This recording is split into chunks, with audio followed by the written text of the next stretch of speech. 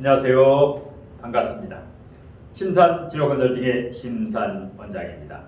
오늘은 국회의원 선거에서 당선운을 판단하는 방법과 내년 4월 10일 국회의원 선거에서 정당별 예상 의석수를 예측해보는 시간을 갖도록 하겠습니다. 참고적으로 저는 진보도 보수도 아닌 중도입니다. 최대한 객관적으로 설명해 드리도록 노력을 하겠습니다. 자, 현역 국회의원이면서 내년 4월 10일 국회의원 총선에서 광주 서구 을에 출마 예정인 현재 무소속이지요. 양향자 의원의 사주 명식을 바탕으로 내년에 국회의원 선거에서 당선할 수 있겠느냐, 이 당선운을 어떻게 판단하는가, 여기에 대해서 설명해 드리고, 그리고 마지막에 정당별 국민의힘이라든가 더불어민주당, 그 다음에 정의당이라든가 아니면 무소속연합이라든가 우후죽순 나오는 신당의 이 예상 의석수에 대해서 마지막으로 예측해 드리는 시간을 갖도록 하겠습니다. 자, 화면을 보시면 화면에 있는 사주 명식은 무소속의 양향자 의원의 사주 명식입니다. 정민현 1967년생이죠. 우리 나이로 57세, 만 56세가 되는데요. 정민현 개묘월 무술일 갑인시가 됩니다. 자, 전에 더불어민주당의 의원이었었는데 지금 현재는 무소속 의원으로서 6월 말에 6월 26일인가 창당 발기인대회를 가졌지요. 거기에 이제 한국의 희망이라고 하는 창당 발기인대 대표였었는데 아마 8월 말쯤에 8월 28일인가 전당대회가 이제 열리고, 일단 한국의 희망의 내년 의석수의 목표는 50석이 됩니다. 자, 그리고 금태섭 의원이 주도하고 있는 성찰과 모색, 여기 신당도 이제 9월경에 창당 발기일대회를 하고 올해 중에서 이제 정당을 창당을 하는데, 금태섭 의원도 수도권에서 30석 정도를 목표로 하는 등 이렇게 신당이 아마 5개 이상 우후죽순으로 신당이 출연할 것으로 예상을 합니다. 왜냐하면 어저께 한국갤럽의 여론조사에서 정당별 지지도에서 국민의힘이 35%, 더불어민주당이 29%, 그리고 이런 무당층이 무려 30%, 그러니까 더불어민주당의 지지율보다 무당층, 어느 당도 선호하지 않는다, 이것이 30%로 더 높게 나왔다는 겁니다. 그러니까 우리 국민들은 여당, 야당 지금 이전 투구식으로 완전히 남북 이데올로기의 대립보다도 더한 극한 대립이죠. 그래서 국민들이 정치를 신임하지 않고 신뢰하지 않고 불신하고 있다. 자, 그래서 지금 양향자 의원 같은 경우에는 19대 총선에서 광주 서구 을에서 천정배 의원에게 패배를 했는데, 그 다음 선거에서 75% 득표율이라고 하는 아주 최고의 득표율로 천정배 의원을 누르고 광주 서구 을에서 당선됐지. 아마 내년에도 2024년 갑진년 4월 10일 총선에도 천정배 의원이라든가 전 의원이라든가 그 다음에 현역 비례대표의 김경만 의원, 그리고 양부남 법률위원장 등 아주 쟁쟁한 분들하고 광주 서구 을에서 아주 피 튀기는 접전이 예상이 됩니다. 물론 전라도나 광주 하면은 더불어민주당에서 당선 확률이 높은 것은 사실이지만 지금 이 지역 정서가 예전하고 좀 달리 전개되고 있다. 그냥 깃발만 꽂으면 당선. 부울경이라든가 대구에서는 그냥 국민의힘에 깃발 꽂으면 당선이고, 전라도에서는 민주당이 깃발 꽂으면 당선이다. 이 공식은 내년 4월 총선에서는 다소 지각 변동이 일어날 것으로 예상을 합니다. 서울 수도권에서도 이 무당층이 많기 때문에 이 신당이 일단 상당히 그 부각될 것으로 예상을 합니다. 그 의석수야 많지는 않겠지만, 자, 우선 무소속이나 아니면 한국의 희망 이 당으로 전라남도 광주에 여기 서구을에서 뭐 서구갑은 송갑석 의원이 아주 압도적인데 서구을은 무주공산이죠. 예. 자, 일단 보겠습니다. 선거의 당선 운을 판단할 때는 사주만으로는 판단할 수 없습니다. 사주는 30%. 나머지 30%는 지금 현재 한국갤럽이라든가 이러한 지지율, 정당별 지지율도 참고하고, 그 다음에 양양자 의원이 지금까지 살아왔던 궤적, 예를 들어서 광주 여상을 졸업하고, 여상을 졸업하고 바로 고졸로 삼성에 입사를 했죠. 고졸 여직원으로. 삼성전자에 입사해서 초고속 승진을 해서 삼성전자의 상무이사까지. 그래서 삼성 이래 첫 여성 임원을 역임을 했죠. 예, 그게 사주에서 묘월 간목 평강격인데 신앙 관함하다. 리더십이 굉장히 강하다. 그래서 고졸 출신으로 삼성 임원을 한 아주 그 입지전적인 인물입니다. 그리고 이제 성균관대학교에서 학사학위도 석사학위도 따고 공학 석사, 뭐 석박사학위 이렇게 이제 취득을 한 아주 입지적인 인물인데요. 자, 그런데 2021년 2년 전에 만 2년 전에 더불어민주당에서 탈당을 했죠. 여러 가지 사연이 있는데 지역구 사무실 직원, 외사촌 남동생이 어떤 성폭력이라든가 이 사건에 휘말려서 징계를 받아서 출당 결의가 되는 바람에 탈당을 해서 지금은 무소속입니다. 예. 자, 그리고 이력도 화려하지요. 2018년경에는 차관급이죠. 국가공무원 개발원장 차관급에서 일을 한 적도 있고, 예. 그 다음에 지금 현 정부 들어서 윤석열 정부에서는 반도체 특위위원장까지 역임을 했던 여야를 넘나들었던 이런 아주 이력이 이제 아주 다양한 이력인데요. 그리고 광주시장에도 도전을 한번 했던 걸로 알고 있는데 2017년인가 지금으로부터 한 6년 전에 이용섭 그다음에 강기정 이렇게 기라성 같은 인물과 함께 광주시장에 도전했는데 그때는 뭐 20% 남짓 득표하면서 고배를 마셨던 걸로 알고 있는데, 자, 사주를 보겠습니다. 묘월 간목이 투관된 평강격인데 연월 일시 말년 쪽으로 가면서 중년 장년 말년에서 강력한 그 권력, 권력, 이것이 뭐 국회의원도 되고 큰 꿈을 가지고 있다 이렇게 보면 됩니다. 물론 국회의원을 넘어서 그 이상 장관이라든가 뭐 그 이상 대권이라든가 일단 여성이지만 상당히 큰 꿈을 가지고 있다. 이 정도로 관성이 강한 분입니다. 예. 자, 인성도 튼튼하지요. 정화가 미토라고 하는 정화 인성이 관대지에 통근을 하고 있고, 정화가 술중정화. 그러니까 인성도 튼튼하고, 예. 학업 능력이죠. 예. 그래서 일본어 회화까지 능통한 이런 학급하고, 예. 재보다는 관에 관심이 있다. 돈보다는 명예에 관심이 있습니다. 예. 왜? 재능 뿌리가 없지요. 예. 무계합이 돼서 무계합화. 그래서 오로지 이런 명예, 명예에 죽고 명예에 산다. 이렇게 보면 됩니다. 무계합화를 해서 아주 절약을 하고, 그리고 나름대로 좋은 말로는 추진력이 강하고, 그 부정적으로 말하면 한고집한다. 이 고집은 외모하고 틀립니다. 사람은 이 사주를 보게 되면 그 적성이 인성이라든가 이 기질적성이 정확하게 드러납니다. 무술일제 묘를 깔고 있으니까 절약하는 분이죠. 돈을 함부로 쓰지 않는다.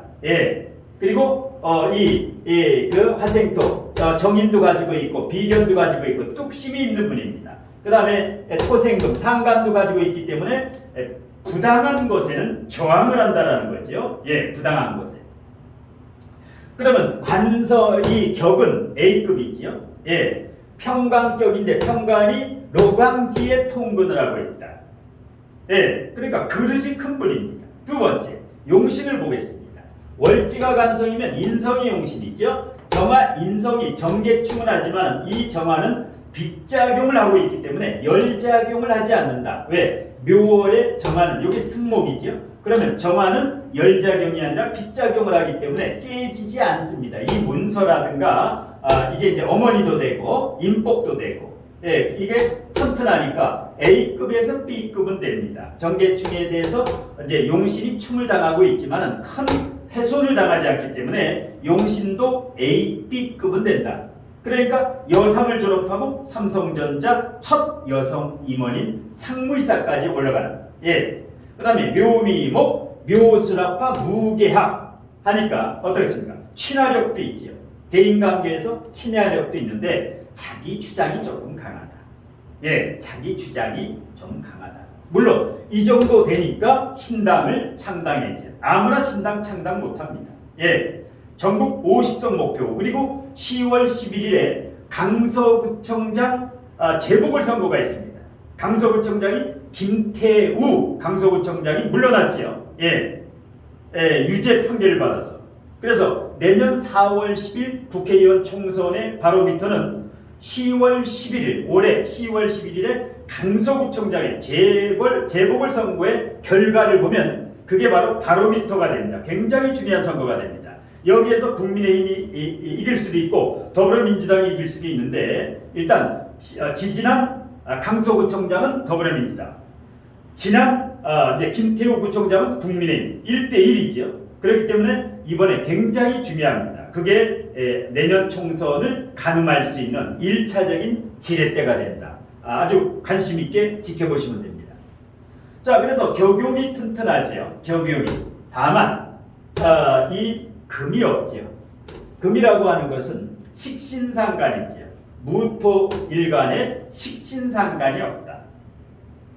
이건 뭐예요? 약간 아기자기한 면은 없다. 여성스럽고 애교 있고 이런 스타일은 아니다. 거의 남성적이다. 카리스마도 있고. 예. 자, 그래서 조금 더 다정다감하게 본인의 직원들이라든가 이 소속 여기부터 조금 이렇게 그 식신상간 서비스, 이 언변술 이런 배려와 이런 게 조금 이제 필요하다 이렇게 보고요. 자, 대운의 흐름도 좋습니다. 대운의 흐름도 상당히 좋은데요. 41세부터 신유술로가지요. 사주 원국에 금이 없는데 무식상 사주인데 식상운으로 41세, 51세, 61세, 71세까지 식상운으로 가니까 대운은 괜찮다. 상승운이다. 다만 월지가 정관인데 지금 기유대운의 상관대운입니다. 상관정관 이게 관제 구설수. 그래서 사무실 직원이 성폭력에 연루돼가지고 2년 전에 그래서 이제 출당 징계가 내려져가지고 이제 무소속. 이게 바로 상관정관은 떨어지는 낙엽도 조심하라. 항상 구설십이라든가 내가 아무리 깨끗해도 직원들이라든가 이 관리를 철저하게 해야 됩니다. 그럼 이제 가장 중요한 내년에 당선이 되겠느냐 안 되겠느냐 한번 보겠습니다. 자, 내년이 개묘년입니다. 개묘년. 그 다음에 무진월입니다. 내년 4월 10일이 무진월입니다. 진월이지요. 2024년 4월 10일 18시에 선거가 끝나지요. 4월 10일이 갑진년입니다. 갑진일. 그 다음에 개유시가 됩니다. 선거가 끝나는 국회의원 총선이 끝나는 개유시가 됩니다.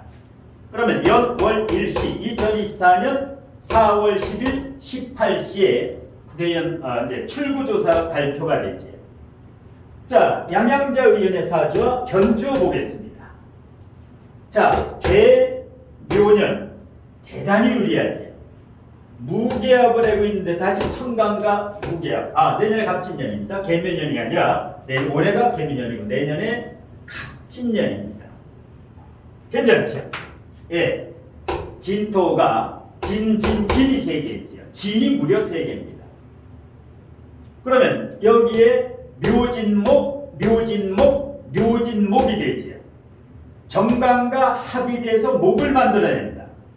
물론 일지와는 충이 되지만 관과 합이 된다. 인묘방국의 인묘진방국이 되지요. 인묘진, 진이 세 개지요. 그러니까 인묘진 방국을 만들어낸다는 것은 관이 튼튼해지지요. 신앙관. 일관이 튼튼하면서 관이 튼튼한데 거기에 천군만마를 얻은 격이다. 그러니까 상당히 선거에 유리하다. 비경겁제가 있으면서 합이 있으니까 많은 표도 몰려옵니다. 그래서 내년 광주 서구을, 물론 전라남도 광주하면 더불어민주당이 유리하죠. 그러면 더불어민주당에서 예상되는 천정배 육선 의원이죠. 그 다음에 지금 현역 비례대표 의원 김경만 의원 쟁쟁하죠. 양분함 법률위원장. 자, 누가 공천을 받을지는 모르지만 팽팽한 접전은 예상이 되는데, 일단 이 양양자 의원 한 분의 사주만 봤을 때는 당선운이 거의 90% 이상이다. 물론 이거보다 상대 후보가 더 사주가 좋고 운이 좋으면 그분이 당선이 됩니다. 그런데 제가 대체적으로 국회의원 선거철이 되면 많은 분들이 이렇게 의뢰를 합니다. 지역구 의원이거든 뭐 비례대표든 뭐 이렇게 의뢰를 하시는데, 보게 되면은 이 정도가 되면은 따는 당상이다, 이렇게 보면 됩니다. 그런데 한국의 희망이라고 한 전 정당은 이제 8월 28일 전당대회라면 신생정당이지요. 완전히 신당이지요.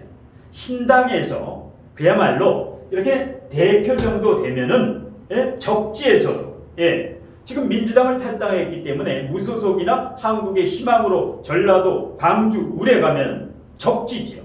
여기에서 일단 양양자 의원은 당선 가능할 것으로 예상합니다. 그런데 수도권이라든가 경상도 지역이라든가 충청도, 강원도, 제주도라든가 이런 곳에서 한국의 희망은 내년 총선보다는 2027년에 대권 후보를 낼 수 있는 2027년 그리고 2028년 차차기 총선을 내다보면서 30, 40대 젊은 인재들을 키워서 지금 그야말로 환멸을 느낄 정도로 썩어 빠진 정당이죠. 국민의힘, 더불어민주당 할 거 없이 국민들이 신뢰를 하지 않는다. 왜? 신물이 날 정도로 지금 국회가 완전히 권위도 잃어버리고 이전투구식 개싸움을 하고 있죠. 그렇기 때문에 신당이 출연되는 자체는 굉장히 좋습니다. 왜? 지금은 타협이 안 되니까 신당이라든가 무소속연합이라든가 제3당이 출연해가지고 지금 여야를 심판을 해야 됩니다. 자, 마지막으로 정당별 총선의 의석수를 예측하고 마치겠습니다. 아까 모두에도 언급해드린 바와 같이 저는 지난 3번의 대통령 선거에서 여당 후보에게 한 번, 야당 후보에게 한 번, 그리고 중도 후보에게 한 번 이렇게 각각 이제 투표를 했는데요. 그래서 진보도 보수도 아닌 중도의 입장에서 마지막으로 최대한 객관적으로 내년 4월 10일 국회의원 총선의 정당별 의석수를 예측하고 마치겠습니다. 자, 일단 내년은 각진 총선에는 가반이 붕괴될 것이다. 여당도 야당도 가반 의석 확보가 힘들 것이다. 이렇게 예상합니다. 왜냐하면 국민들이 너무 지금 정치에 환멸을 느끼고 제1당, 2당을 신임을 하지 않습니다. 국회의원 자체를 손가락질하고 그렇기 때문에 지금 현 정당 외에 제3의 신당, 신선하고 깨끗하고 맑은 기운에다 그리고 무소속이라든가 무소속연합, 신당연합. 그래서 최종적으로 국민의힘은 내년 총선에서 140에서 150구석 사이 국민의 신뢰를 잃게 되면 가반이 안 되고 국민의 신뢰를 얻게 되면 가반은 어렵게 확보할 것으로 예상하는데 최종적으로 140에서 150구석이 예상이 됩니다. 그 다음에 지금 더불어민주당 의석이 167석에서 많게는 180석까지 갔었는데 그 의석을 상당한 의석을 국민들이 밀어줬는데 제 역할을 못하고 있죠. 그래서 내년에는 국민들이 더불어민주당의 그 현역 국회의원들을 심판을 할 것이다. 그래서 더불어민주당의 내년 총선의 의석수, 예측 의석수는 130석에서 149석으로 과반이 붕괴될 것으로 예상을 합니다. 그리고 나머지 정당별 예측에서 여도 야도 아닌 금태섭 신당, 양양자 신당, 뭐 그 외에도 뭐 정강훈 신당 5개에서 10개 우죽순으로 허경영의 이 혁명당이라든가 5개에서 10개의 그 신당이 나오고, 그 다음에 무소속에서 또 나오고, 왜? 이 여야에서 공천을 받지 못한 사람이 상당수, 거의 뭐 30%에서 50% 이상 그 공천을 못 받게 되면은 우죽순으로 신당에 가입하거나 아니면 무소속으로 출마하게 되죠. 그래서 종합적으로 봤을 때 무소속이나 정의당이나 신당연합, 그러니까 1당, 2당을 제외한 나머지 당에서 20석에서 30석, 20석에서 30석, 그래서 국회 교섭단체를 연합하면 교섭단체를 만들 수 있는 의석을 확보할 것으로 예상을 합니다.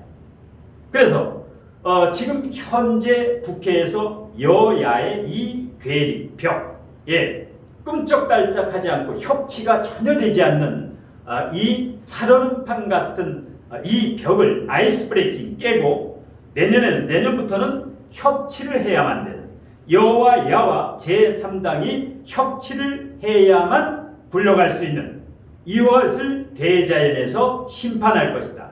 이렇게 예상을 합니다. 자, 아무쪼록 맑은 기운에 깨끗한 아주 새로운 국회의원, 젊고 희망에 넘치는 젊은 국회의원들이 많이 이렇게 당선이 돼서 대한민국의 정치판을 180도 완전히 바꿔놓을 수 있기를 이렇게 바랍니다. 자, 무더위에 건강관리 잘 하시길 바라면서 심상 멘토에 국회의원 선거의 당선을 판단하는 방법과 2024년 4월 10일 국회의원 총선의 정당별 총선 의석수 예측에 대한 강의는 이것으로 모두 마치겠습니다. 고맙습니다.